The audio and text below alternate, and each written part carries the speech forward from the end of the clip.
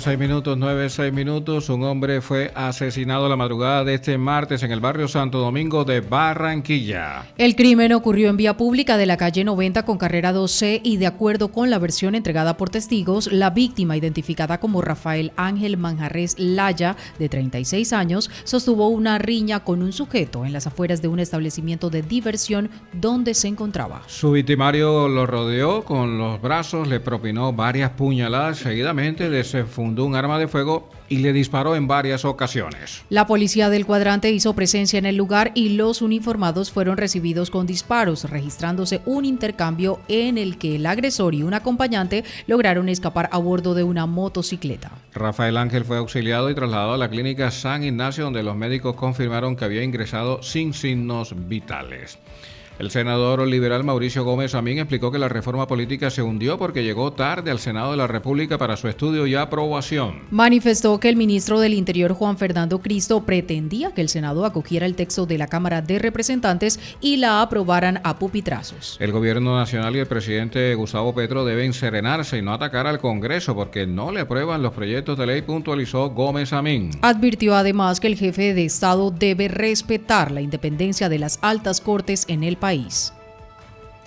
Bueno, porque llegó tarde. Imagínese que lo que el ministro Cristo quería era que pupitreáramos la reforma sin discusión y acogiéramos el texto de Cámara. Es lo que no puede pasar en una democracia. Pasar un proyecto tan importante que, por ejemplo, hablaba de la prolongación de las curules de la FARC por 8 años más, un artículo que fue aprobado en la Cámara sin discusión. Yo creo que el país aplaude lo que se logró ayer, aplaude lo que se logró en la ley de financiamiento, porque al final de todo estamos blindando la democracia del país y cuidándole el bolsillo a los colombianos en materia económica.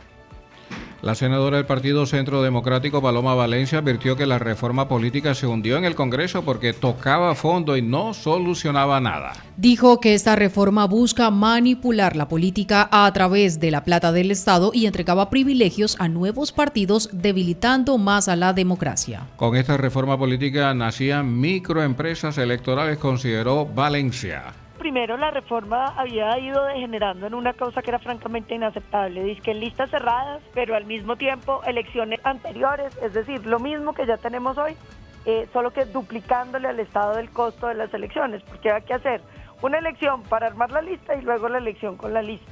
Entonces era simplemente caro y no solucionaba nada. Lo segundo, privilegiaba la creación de nuevos partidos.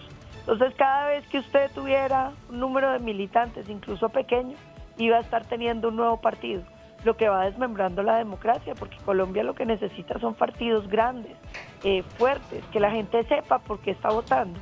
Aquí lo que nos proponían era todo lo contrario, microempresas electorales de cada persona para que pudieran tener su partido.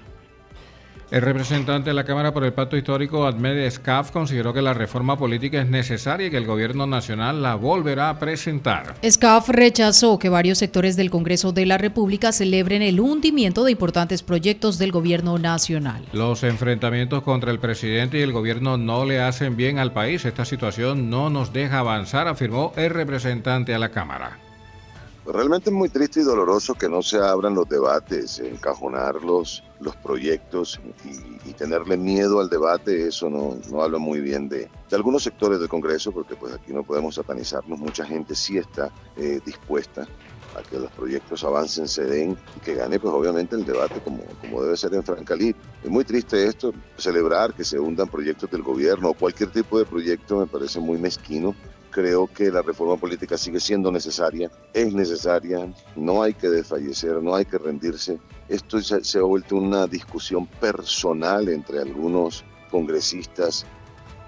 El presidente de la Central Unitaria de Trabajadores, Fabio Arias, advirtió que las centrales obreras no pueden hacer una contrapropuesta frente al salario mínimo porque los empresarios no han planteado la suya. Reiteró que los trabajadores piden un incremento del 12%, lo cual fue presentado de la manera oficial a la mesa de concertación laboral. Arias señaló que a los empresarios no les sirven las cifras del DANE, sobre todo la relacionada con la productividad del país. Los empresarios hasta el momento no han presentado una propuesta para el incremento del salario mínimo del 2025, insistió el líder sindical.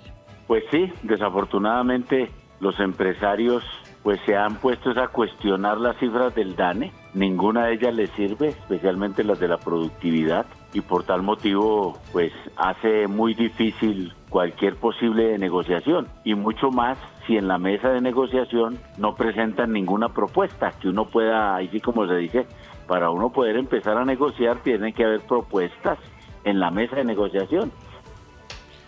Por su parte, el presidente de FENALCO, Jaime Alberto Cabal, confirmó que los empresarios y los gremios presentaron una cifra confidencial a la ministra de Trabajo, Gloria Inés Ramírez, para el aumento del salario mínimo en el 2025. Explicó que se hizo de esta manera para que la ministra pueda llegar a un acuerdo con los sindicatos del país. Bueno, en verdad vemos muy complejo que se llegue a una concertación frente al salario mínimo, que seguramente será fijado por decreto, reconoció el presidente de FENALCO. No, es importante precisar que lo del 5.2% fue una propuesta aislada de ACOPI, que no la compartimos ni la ANDI, ni FENALCO, ni Asobancaria, ni la SAC. Nosotros consideramos que no era prudente hacer una propuesta numérica precisamente por eso que usted está diciendo, porque entonces empiezan los trabajadores en el 12, ACOPI en el 5, pues ahí va a ser muy difícil hacer concertación. Entonces esto no se trata de una negociación de sube y baje, sino de llegar a unos acuerdos con respaldo económico, técnico, de razones y argumentos, como por ejemplo que la inflación está bajando al 5%, el año entrante es el 3%. En otras noticias, Rubén Llanos del movimiento No Más Peaje rechazó el anuncio del Ministerio de Transporte de un doble aumento en las tarifas de los peajes para el próximo año. Sin embargo, precisó que los peajes de Baranoa y Sabana Grande a cargo de la concesión Ruta Caribe solo tendrán un solo incremento a partir del 10 de enero del 2025. Los peajes de la concesión de la Vía al Mar sí tendrán el doble aumento que rechazamos, al igual que la comunidad, expresó Llanos. Advirtió que a pesar de las amenazas contra su vida, continuará su lucha contra los peajes en el Departamento del Atlántico.